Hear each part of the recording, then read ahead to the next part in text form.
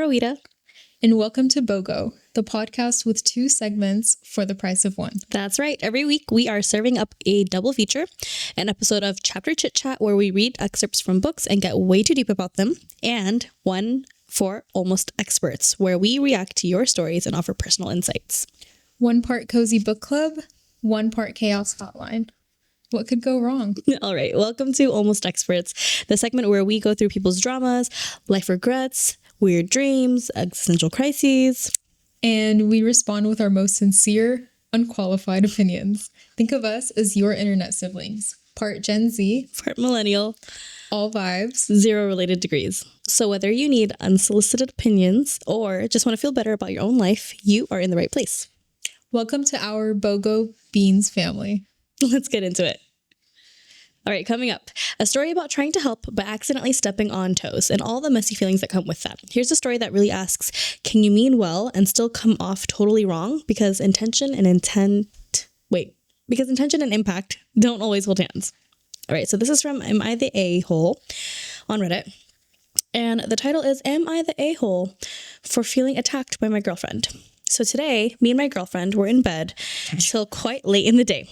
I had to go back home and what? I don't know. I just... Okay. So today, me and my girlfriend were in bed till quite late in the day. I had to go back home, and as I was getting up, I could tell she wasn't doing great mentally and suggested that it might be a good idea to try getting up instead of staying in bed all day to help her feel better. At first, she said no, so I said, I really think it would be a good idea. But she said, it's my choice, and you can't tell me what to do. Not in an overly harsh tone, but it made me feel a bit uncomfortable and made me feel bad for just trying to suggest something.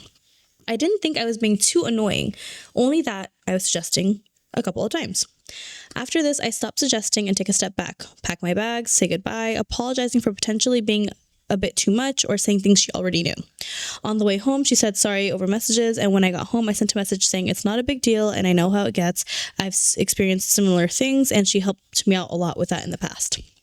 Then she apologizes again, and I thought that it would be best to communicate how I was feeling, because she was able to tell something upset me a bit before I left her house. I said, it's okay and I know how it gets, but felt as though it was a little bit arrogant to say it's my choice and I can do what I want to me, just because I wanted to try to suggest something to help. Then she got really upset, saying that whenever I felt bad, she would help me, which is true, but I never would say things like that to her, and that I lack compassion.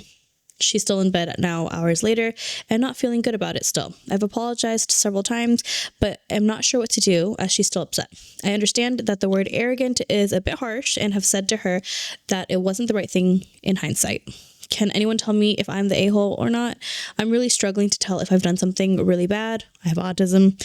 And if so, how do I apologize? I don't want her to keep being upset by what happened earlier. Personally, I don't think he's the a-hole. I think he's trying his best to really just make things better for her. He's trying to help out. He's being apologetic, trying to be compassionate. He apologized for using the word arrogant and he reflected on it. I don't know if it's the healthiest thing on her end to bring up past issues when he's mentioning something that like my train of thought. When you were struggling, I helped you. I didn't get in your face about it. Why are you in my face? I feel like that makes the relationship feel a little bit transactional, and I would feel like my feelings were invalidated. Mm-hmm. So yeah, I think it's like keeping score. Mm-hmm. Yeah. It's interesting. I think the intention was really great and well-meaning. I do think impact still holds a lot of weight, because how you deliver something, no matter what your intention is, can still hurt a person. So I think that he was right to apologize. I don't think he was the a-hole altogether, because he has the right to also say how he's feeling too in response to how she's reacting. The word choice of arrogant is probably wrong in general. I just don't think it's contextually, it doesn't really make sense either.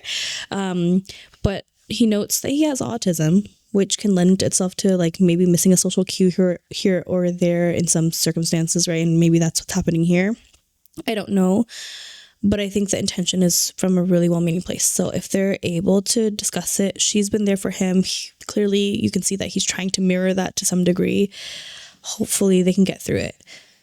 What I find really interesting is if you go through the comments, like several people are saying that, yes, you're the A big time regardless. You shouldn't, like, if no one asked you for opinion, you shouldn't give it. If no one asked you for your advice, you shouldn't give it. It's unsolicited, so it's criticism. On the flip side, other people are like, no, you raised an issue and a suggestion to solve it, and you're not the a-hole, except that you were being pushy and doing it more than once. So, I don't know, but I feel like this is such a human thing. Yeah. And like when you care about a person, you kind of sometimes end up doing that. Like, I don't know. And it really seems like, I don't know, I feel like assessing intention is really important. And I feel like he had a really good intentions and just wanted to comfort her.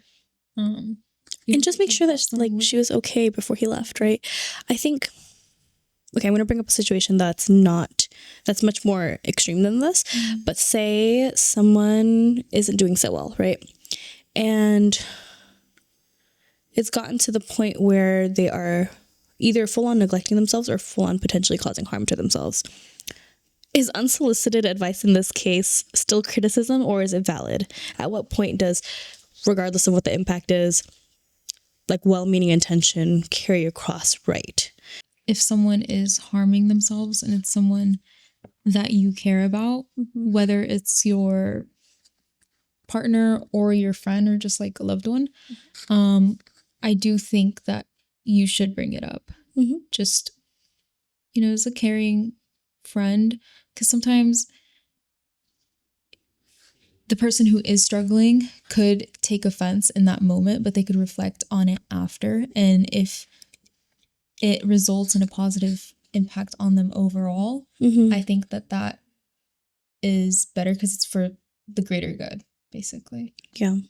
Is what I think. But depending on who the person is and who they are to you, I wouldn't really push it unless they are a partner. Yeah. Where you have like a shared commitment. Yeah. So in that case, when does encouragement become pressure? Like, even if you don't intend to pressure somebody into something and you just want to encourage them to either do better, fix something, whatever. Yeah. I think that varies for each person. Like, different people can handle or have different sensitivities. So I could feel pressured simply by you asking, or it might take you asking 3-4 times for me to feel pressured. So I think just talking through it in a respectful way and greeting each other with compassion, realizing that you both just want what's best for each other. Yeah. What do you think? No, I agree. It takes trial and error when communication around that has to take place. But it also makes me wonder, like, okay, so you've done your part and you've offered encouragement. Maybe the other person does feel pressured and their response to you then hurts your feelings. Is it okay then, because you caused the initial hurt and now you're feeling hurt too, is it okay for you to express that you feel hurt when your offer of help was turned away or whatever? But yeah. Is it okay, do you think, to express that you feel hurt in response to potentially you having hurt someone else first? I think timing is important. Maybe because, with also depending on the situation, but most things don't need to be dealt with right there in that very moment. So I think giving some time and some space, letting things cool down, letting your partner get over whatever difficulties they're having, then bringing it up later and talking it through then. Yeah, definitely. At the end of the day, I think patience will go a really long way in this. Like, even if the words don't come out perfectly, giving yourself the chance to try again anyways is really, really, I think, necessary. And I genuinely hope that, like, anyone who's been in this situation or in a situation like this can work to resolve it together, because I don't think it's big enough to be a breaking factor. No. Yeah. But I would be sad if it was, you know? Yeah. So yeah, I'm just gonna, yeah. But yeah. So I hope that they can get past this, that they'll grow together as a result. And if this is a breaking point, then perhaps they're not in the right places in both of their lives to meet each other where they need to, like in the middle or where they're at. I hope so too. So this is a Am I Overreacting submission on Reddit. It goes, after trying for years to figure out a way to pay for my child to attend the same private school as her cousins, including my applying to positions at the school and looking into financial aid, I learned that my brother-in-law has a very close familial relationship on the board of directors. I'm floored. I've spent hours speaking to my sister about ways to make inroads, figure out a path in, and my sister never shared this very close family relationship that could have helped. Even if that person ultimately couldn't help my daughter, I am stunned that she didn't offer to connect us. I am likely going to end the relationship because if you don't care about my child, we aren't family. What do you think? A deep breath. I don't have siblings. I have cousins. And I feel like my cousins would go out of their way to help me with the connections that they have. Mm-hmm. And if they couldn't, they would at least tell me, hey, so-and-so knows so-and-so, but it's not appropriate for us to make this connection, or like it's not appropriate for us to push for like, you know, bias in a situation or give an opportunity that isn't offered to everyone, you know, whatever. If there are parameters they have to operate in, that's fine. But like, I feel like it warrants some level of communication. I think I understand where OP is coming from insofar as feeling some type of way that they didn't tell her that they had some sort of connection and say like, hey, we have a connection just so you know, but we can't really, that doesn't really mean we can do anything about this situation. Sure. But I also don't think she has the right to feel entitled to them helping her. Yeah, but I can see how this would end up in an argument. I just can't say like, oh my God, just because they didn't help you in this way doesn't mean you're not family. This was not life or death. It's not like your kids can't go to school at all because of this. They have other options. Yeah, I don't know. Yeah, I completely agree with you. I can understand her feeling hurt that, you know, this family member maybe didn't help out in the way that she wanted them to, but I don't think that it warrants being upset or feeling entitled. And I do think it would be considerate of her brother-in-law to explain why he can't, you know, use his connections, but I also don't think that that should be expected. Okay. Yeah. It's interesting. There's only really one response here, and it says, no, you're not overreacting. I'd never do this to my sister or a friend or even an acquaintance. She has some stuff to work out in therapy. OP responds, so I can end the relationship, right? Yeah. I don't have a lot of family, so it will hurt me and my child, but honestly, this is not family, and I can't help but wonder why she and her husband didn't suggest connecting us with his relatives. Maybe they're embarrassed of us and didn't want us to be a part of that school community, or maybe they just didn't want my child to have the same things as their children. Either way, it's over. That screams like personal insecurity and projecting it. Yeah. You know what I mean? Like I even think that's overreacting. Like a little bit.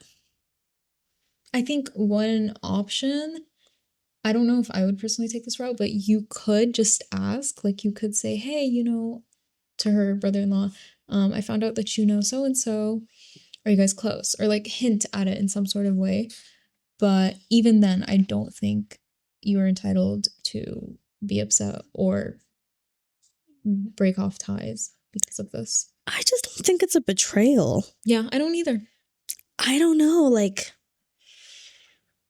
It's not the only option. It's not life. It's like, I'm not going to say it's inconsequential, okay? But it's not, I don't know. I'm a public school girl. Deep. It's not that deep to me. Yeah. You could send them to public school. They'll still turn out okay. Like homeschool them yourself. And they'll still turn out okay if your values are there.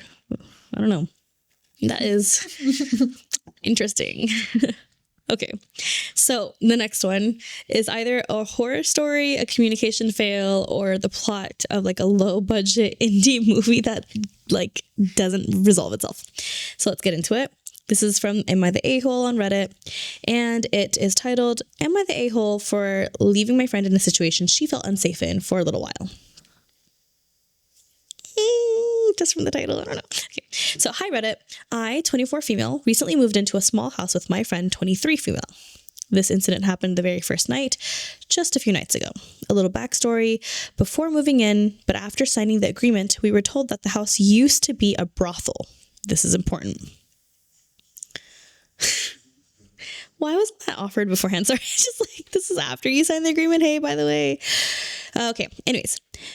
The first night, my friend would be home alone while I was called in to do overtime at work.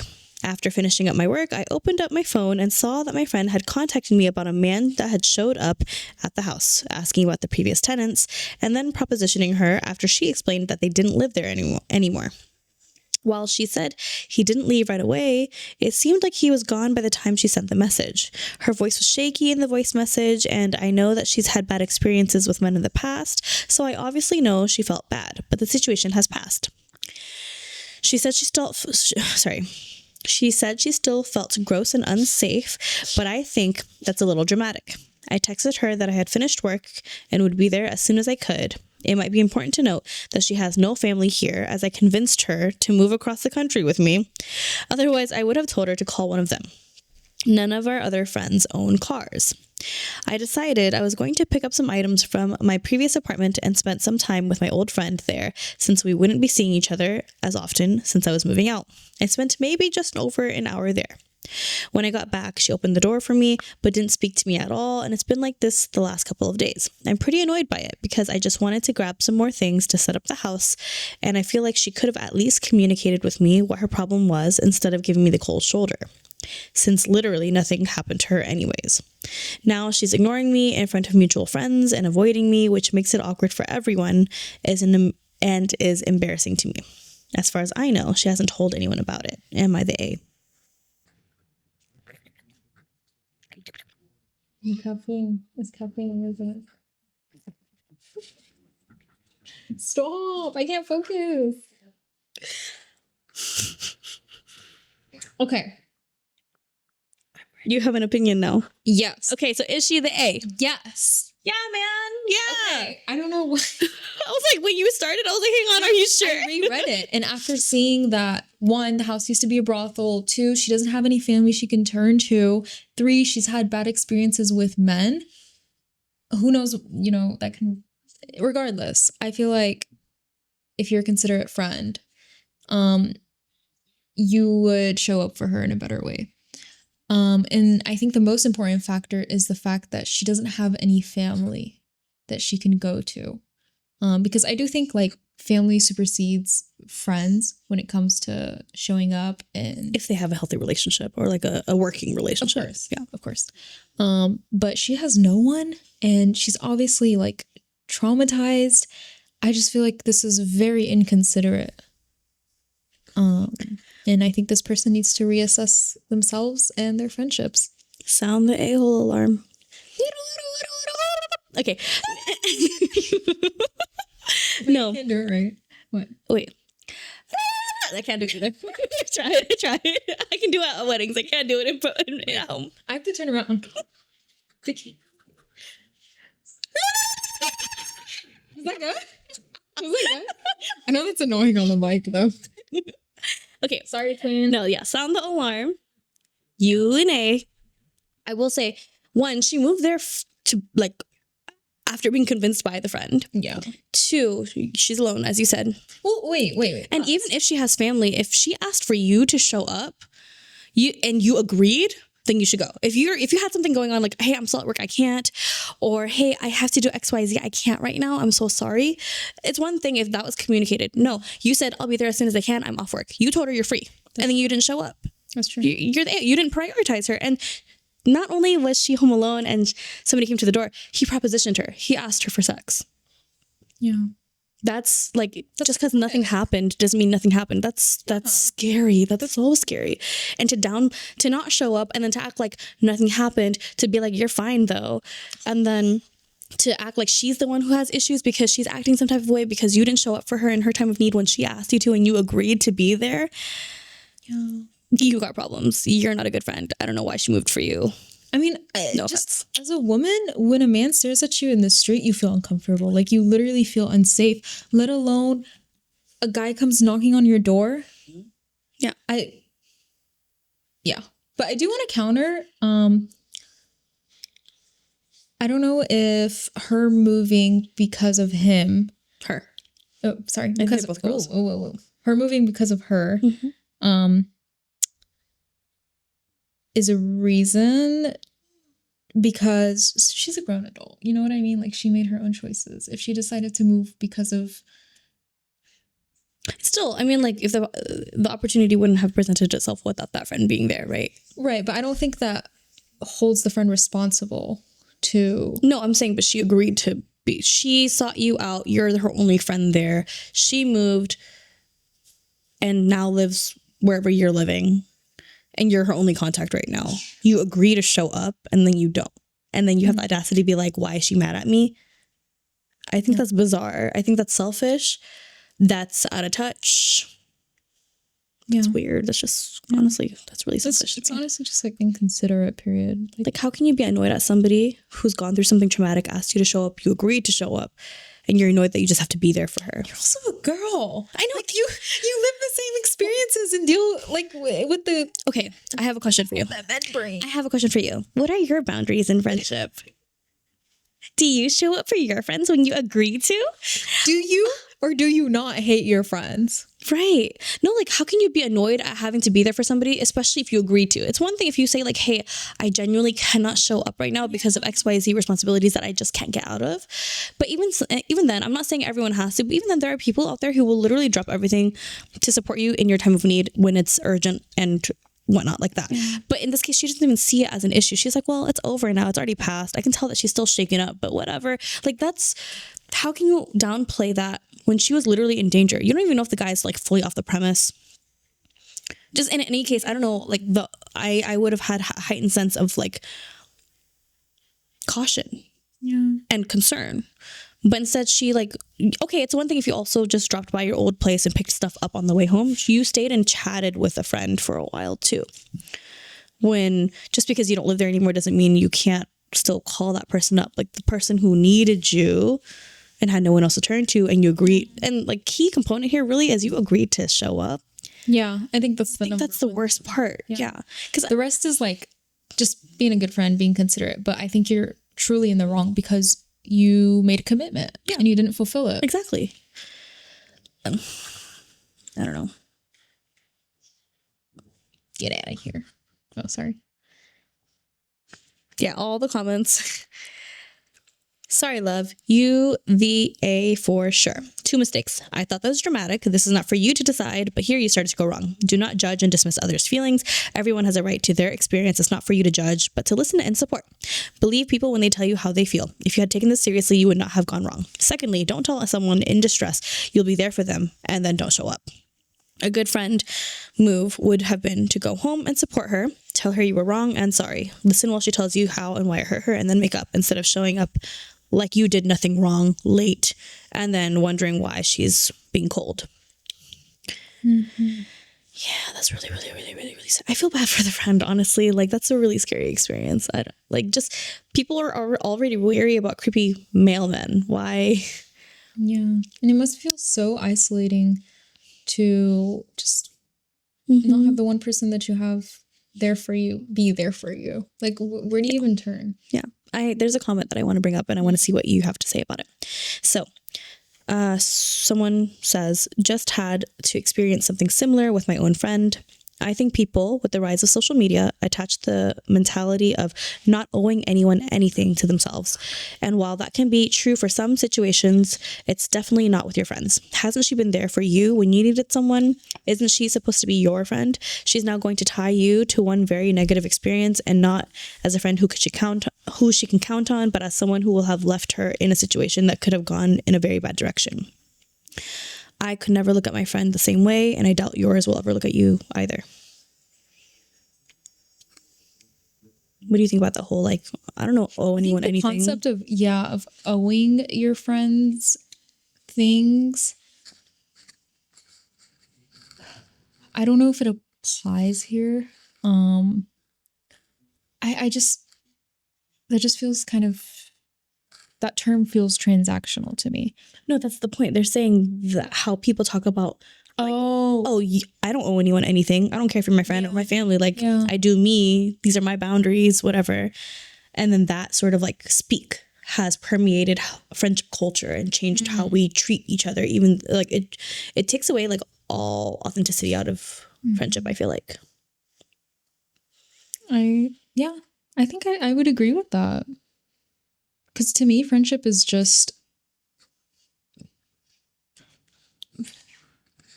What is friendship? Exactly. I don't know how to define friendship. What's friendship to you, twin?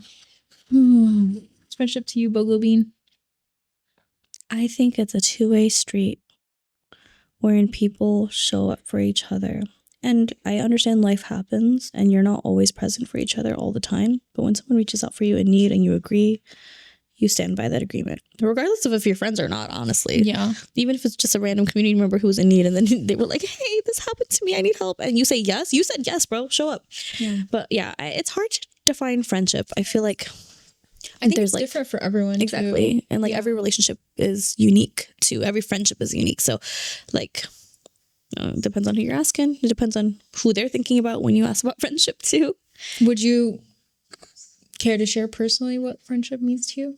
Yeah. Well, I mean, I feel like there's like different quote unquote levels to it, right? Like I have friends who I consider extremely close to me. They're like family. I have friends who I enjoy spending my time with, have shared parts of life with, but like they're not the first like line of defense when I need help or I need to call somebody like I'm, struggling. And I'm not trying to say like friends are for convenience when you need them or there are different types of friends for different types of situations. Actually, that can be the case. Like you can have a friendship based on a specific hobby wherein like you share that with that specific person and a lot of your other friends don't do that. That's the thing. I just, again, think it's really context dependent and very unique, dependent on the individuals involved. So yeah, it's a type of relationship. And I think regardless, friendships should be two-way streets wherein people both participate and care and show care for one another. Yeah, it shouldn't at all be transactional, but it merits like equity as far as like, I don't know, emotional care or investment goes.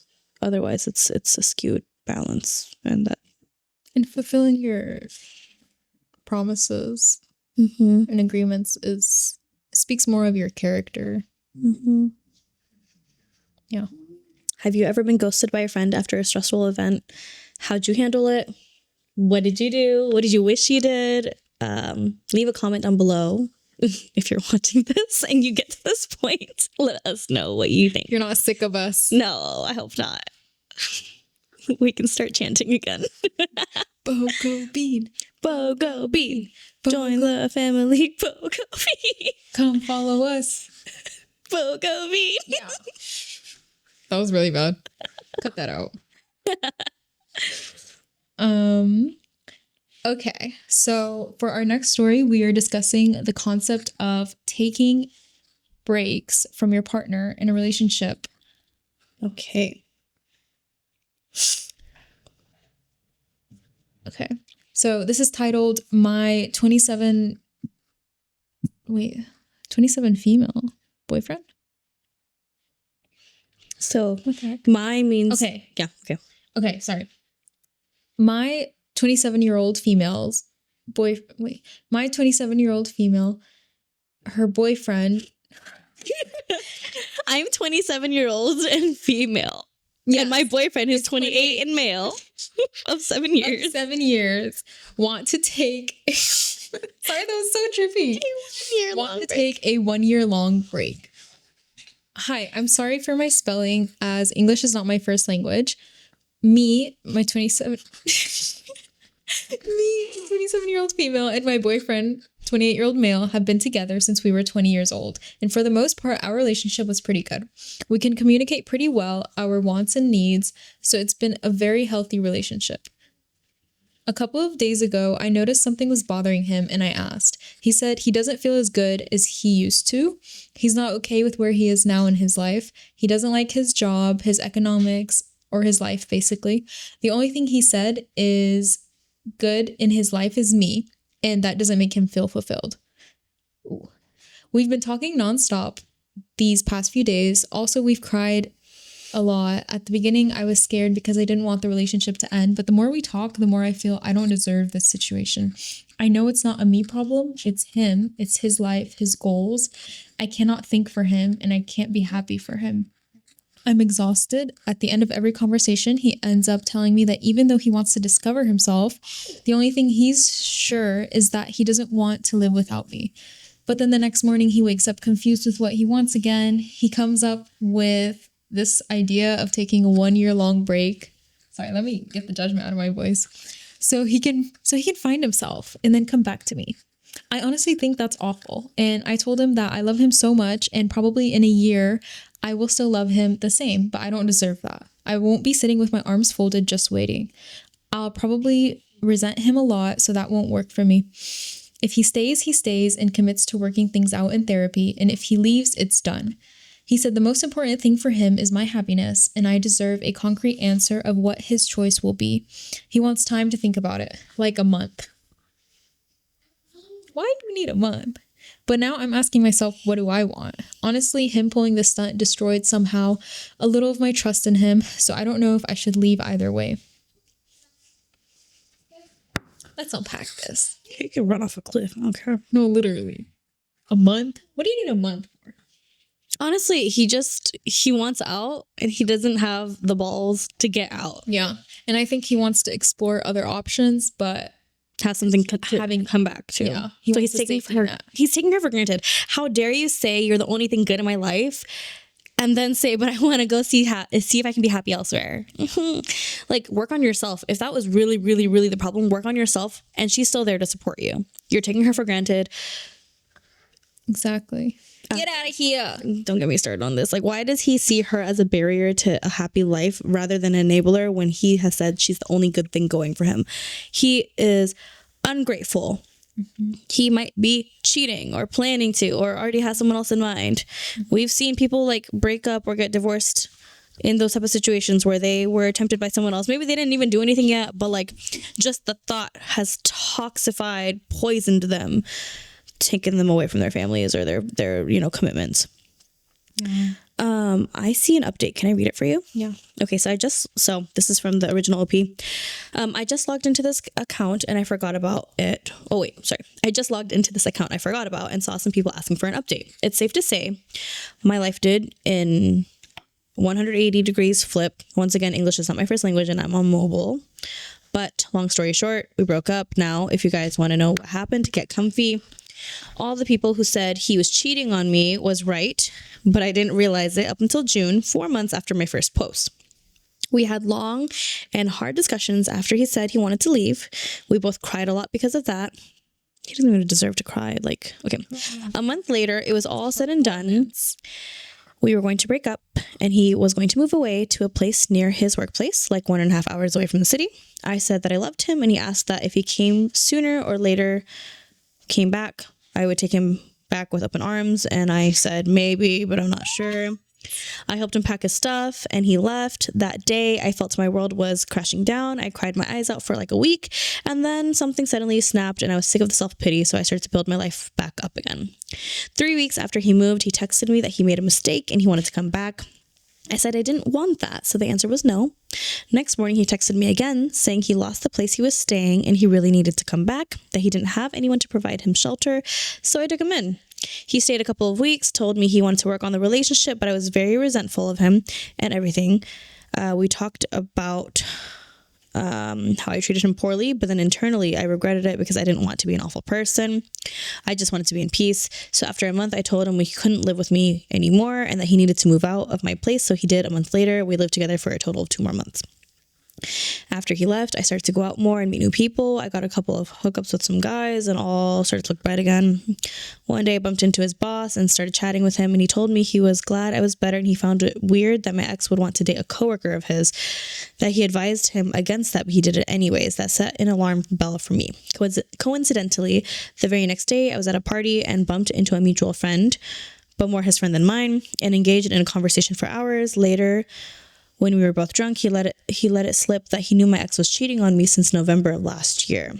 Now, with the details, I called a third person, a friend of his from college that wasn't on speaking terms with my friend since January, and asked why they had that fallout. He said he didn't want to indulge on cheating, and that's why they argued.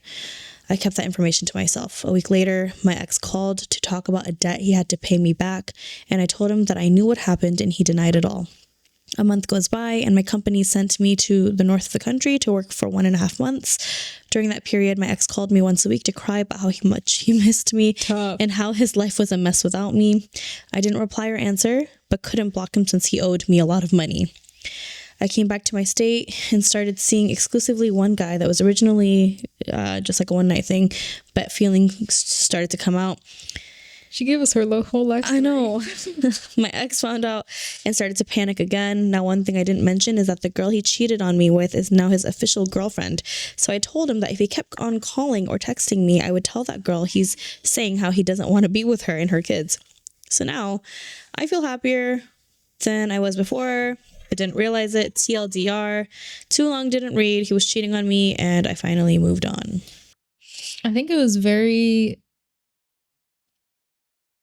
kind of her to let him stay with her, to let him stay with her for that period of time where he didn't have a house. But I do think he's a serial cheater. And I am very happy to hear that it seems like she has a lot of self-respect, which I'm happy for her. She didn't leave a door open for him. Even though she's still kind of in communication with him, but she didn't give him the chance to get back with her. And so, because he cheated he cheated across multiple occasions for lengthy amounts of time while with her, and they were together for a long time. It didn't happen at the beginning. It literally happened. They've been solid for however many years, and his friends knew. True, but that's so bizarre. Even from the beginning, him bringing up like the concept of taking a break, she immediately was like, I don't know how I feel about this anymore. Oh, no, I meant like trust. In the beginning of their relationship. I'm saying like all this happened across the entirety of their relationship. That is absolutely crazy for him to think that it would be okay to like crawl back. Yeah, definitely. But yeah, it's pathetic of him. But that's also why, like, again, I'm glad that she kind of stood her ground because a lot of people don't. And I think it's very sad, and I've heard so many stories, and it's just like it's a constant cycle of heartbreak. So I'm glad that she didn't fall into that. Sorry, someone said, I believe there's a phrase about if you love someone, set them free. If they come back, it means no one else wanted them either. Whoa. I love that. I have never heard it like that. Wow. Yeah. You know what that kind of makes me think of? Guys who are much older that get with very, very young girls. Like huge age gaps, like 20 plus. It's grooming. Yeah. Yeah. Like there's a reason why socially people find it strange. Yes. Yeah. Because if it's to the level of grooming, especially when it's like a teen or a preteen. Yeah. Oh no, like girl, I know somebody who's like a 15-year-old met somebody who thought she was older. They kept in touch until she was legal. They became a thing. You know, it's not okay. Yeah.